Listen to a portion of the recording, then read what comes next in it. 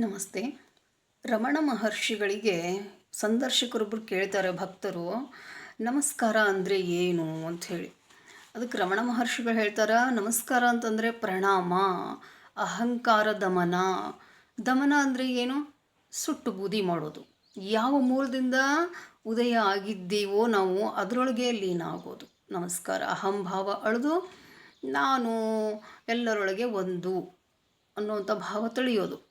ಹೊರಗಡೆ ಕಾಣುವಂಥ ಅಂಗವಿನ್ಯಾಸಗಳಿಂದ ದೇವರೇನೋ ಮೋಸ ಹೋಗೋದಿಲ್ಲ.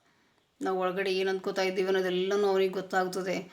ಅವ ನಮ್ಮ ವ್ಯಕ್ತಿತ್ವ ಇನ್ನೂ ಉಳಿದಿದೆನೋ ಇಲ್ವೋ ಅದನ್ನು ಸಂಪೂರ್ಣವಾಗಿ ನೋಡೋಕೆ ಇಷ್ಟಪಡ್ತಾನೆ.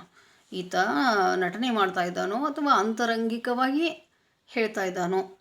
ಅದಕ್ಕೋಸ್ಕರ ನಮಸ್ಕಾರವನ್ನು ಹೀಗೆ ಎದೆ ಮೇಲೆ ಕೈ ಇಟ್ಟು ನಮಸ್ಕಾರ. ಯಾಕಂದರೆ ಪ್ರತಿಯೊಬ್ಬರ ಹೃದಯದೊಳಗೂ ಪರಮಾತ್ಮನಿದ್ದಾನೆ. ನನ್ನೊಳಗಿನ ಪರಮಾತ್ಮ ಬೇರೆಯವರ ಪರಮಾತ್ಮನಿಗೆ ಪ್ರಣಾಮಗಳನ್ನು ಸಲ್ಲಿಸೋ ರೀತಿಗೆ ನಮಸ್ಕಾರ ಅಂತ ಹೇಳೋದು.